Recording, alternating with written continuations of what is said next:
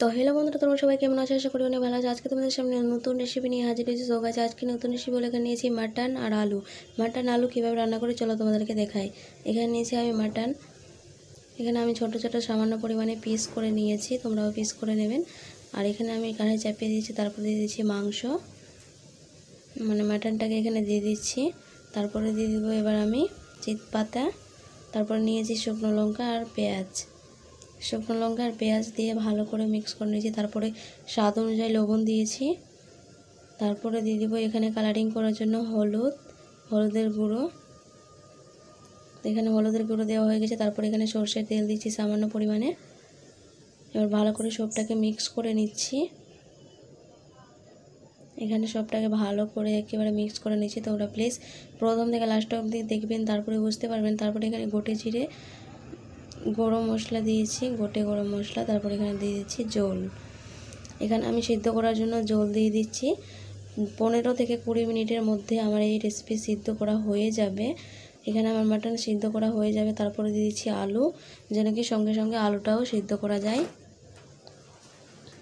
তো এখানে আমি আলুটাকে দিয়ে ভালো করে মিক্স করে নিয়েছি, তারপরে কষাবো। এখানে দিয়েছি আদা বাটা, রসুন বাটা, ভালো করে মিক্স করে নিচ্ছি।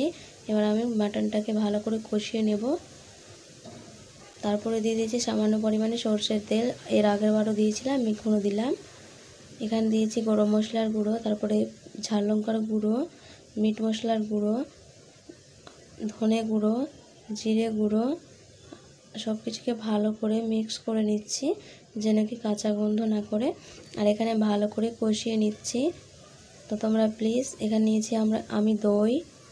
এখানে দই দিয়ে খেতে গেলে অনেকই দারুণ টেস্ট লাগে। তো এখানে আমি দইটাকে ভালো করে মিক্স করে নিচ্ছি। এখানে আমার 15 থেকে 20 মিনিটের মধ্যে আমার এই রেসিপি রেডি হয়ে যাবে। তোমরা প্লিজ দেখতেই পাচ্ছেন আমার এই রেসিপির লুক।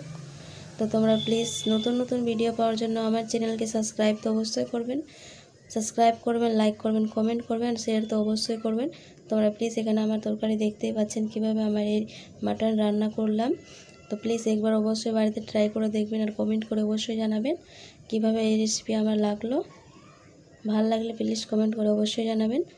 তো এখানে আমি ভালো করে কষিয়ে নিয়েছি। তারপরে এখানে আমি দিয়ে দিচ্ছি সামান্য